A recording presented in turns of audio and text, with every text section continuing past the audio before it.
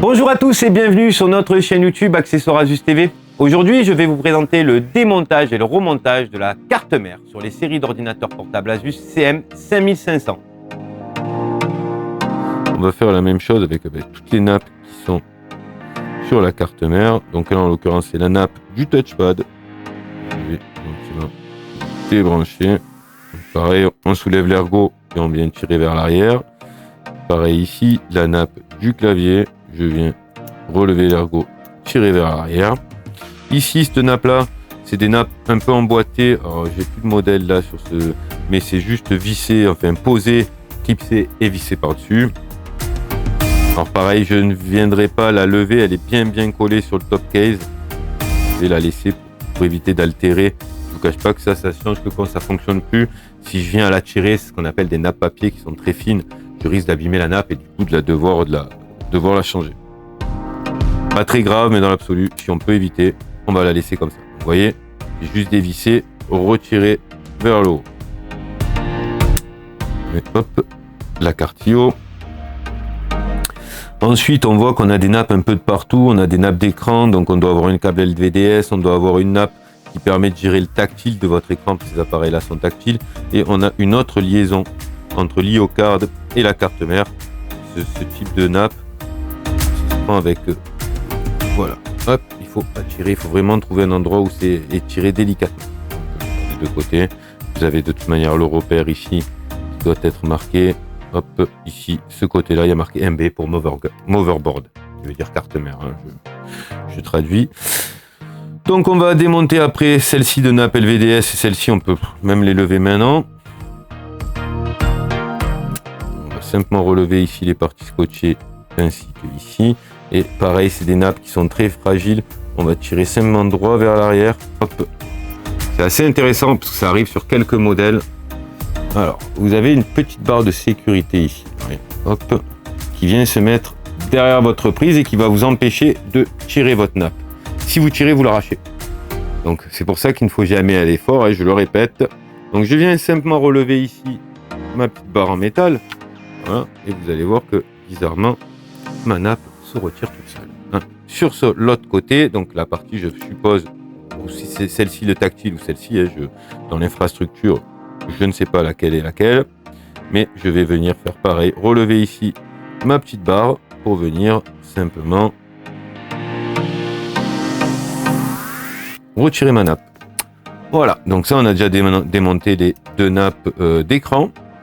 Je vais pouvoir commencer à réfléchir à désolidariser donc mon écran de mon top case, de mon clavier, le séparer en deux l'ordinateur. Pour ce faire, il va falloir bien sûr vérifier qu'il n'y a aucun câble qui me gêne pour éviter d'arracher quoi que ce soit.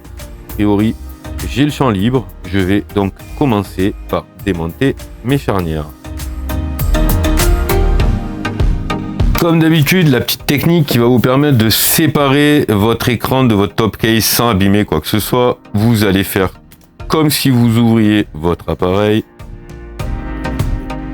Vous n'ouvrez pas beaucoup. Vous ouvrez, vous maintenez parce qu'il n'y a plus de charnière. Vous reposez simplement votre top case et là vous venez à la main simplement libérer vos charnières pour pouvoir ce coup-ci remonter et venir simplement retirer votre top case.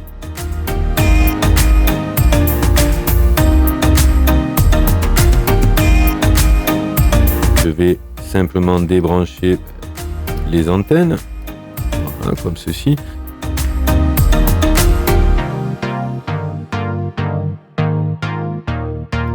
Hop, je me donne un petit peu du jeu. Attention, vous voyez les fils sont très fins. Quand vous tirez, allez-y délicatement ou alors utilisez ce genre de petite spatule en plastique comme ça pour vous aider. Ensuite, on voit qu'on n'a plus grand chose à libérer puisqu'il n'y a plus que des vis. Donc il va falloir retirer simplement les vis qui font le blocage de votre carte mère. On a tout démonté sinon.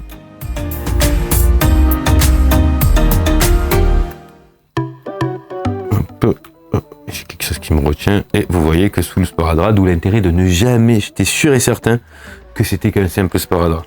Et je m'aperçois que sous ce sparadrap, il y a une nappe toute mini Donc d'où l'intérêt de ne pas tirer, j'abîme rien, hein. Je m'en aperçois, ce n'est vraiment pas grave, je vais simplement relever mon ergot et venir débrancher ma nappe. Et là vous voyez, l'essentiel dans ce type de manipulation, c'est toujours d'être délicat. Hein. Donc n'hésitez pas à y aller vraiment, mettre plus de temps que prévu, c'est pas grave, ça vous coûtera bien moins cher que d'être pressé. Hein. Donc voilà pour la carte mère sur le CM 5500. Alors comme d'habitude, petit explicatif rapide, si demain vous venez à changer votre pâte thermique, donc il faudra retirer les 4 vis ici, votre partie passive à retirer. Vous allez nettoyer avec de l'alcool 90. Voilà, donc il faudra bien nettoyer les deux parties, la partie passive et la partie qu'on vous allez démonter qui va rester sur la carte mère qu'on appelle le corps de chauffe. Hein, c'est la partie de refroidissement de votre processeur, de votre carte graphique, etc. Il faudra appliquer une petite noisette, mais vraiment proportionnelle à la taille, hein, parce que quand vous allez le poser, ça va s'écraser à la taille de votre corps de chauffe. Et à ce moment-là, vous allez resserrer dans l'ordre qui est indiqué sur le... Alors vous ne le voyez pas parce que c'est gravé dessus, donc on le voit à peine avec la peinture, mais il faudra serrer 1, 2, 3, 4. Donc ça c'était pour le petit détail au cas où vous deviez changer la pâte thermique, et je vous confirme qu'on ne peut pas changer de barrette de rame sur ce modèle. Donc la carte mère, hein.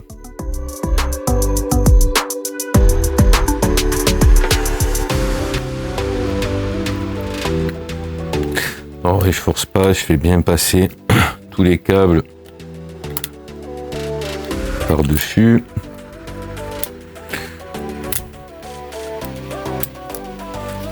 Ceci.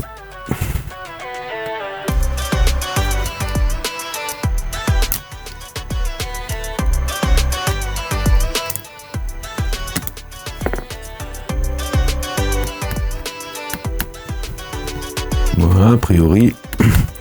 On est plaqué, on est OK. Allez, on va revisser donc la carte mère. On récupère les vis correspondantes et on va venir les remettre à l'endroit où il y a les marquages avec les petits triangles. Voilà, donc là on vient de repositionner notre carte mère. On peut s'amuser à déjà rebrancher tout ce qui va sur la carte mère. On va être bien en face. On va remettre les deux vis. On se libère les deux vis correspondantes. Je libère mon petit casier comme ça. Voilà, je vais venir repositionner, donc je vérifie bien sûr que l'ergot soit bien relevé. Je vais venir positionner ici la nappe de mon clavier. Une fois qu'elle est rentrée, vous voyez, jusqu'à la marque, donc le petit trait qui est ici, c'est qu'il est bien positionné. Je fais la même chose pour le reste.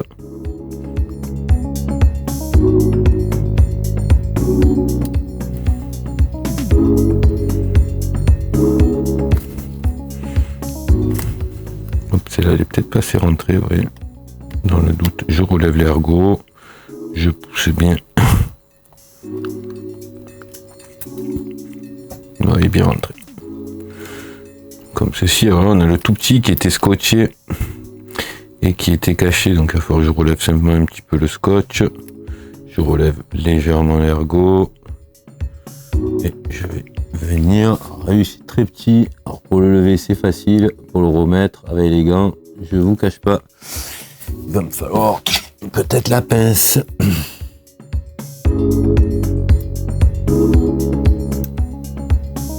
Une fois que je suis rentré, je viens juste replaquer ici et je vais remettre le sparadrap qui permettra que ça ne s'ouvre pas tout seul, mais qui me cachait la prise tout à l'heure.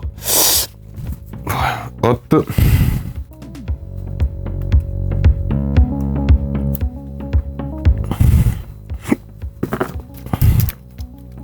On va venir repositionner du coup la prise haut-parleur et les petits plots Wi-Fi.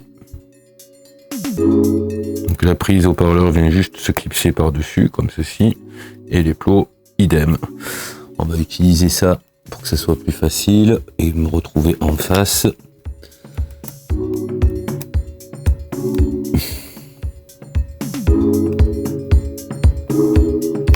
Voilà pour un. Voilà. Là, j'ai rebranché tous mes petits accessoires ici.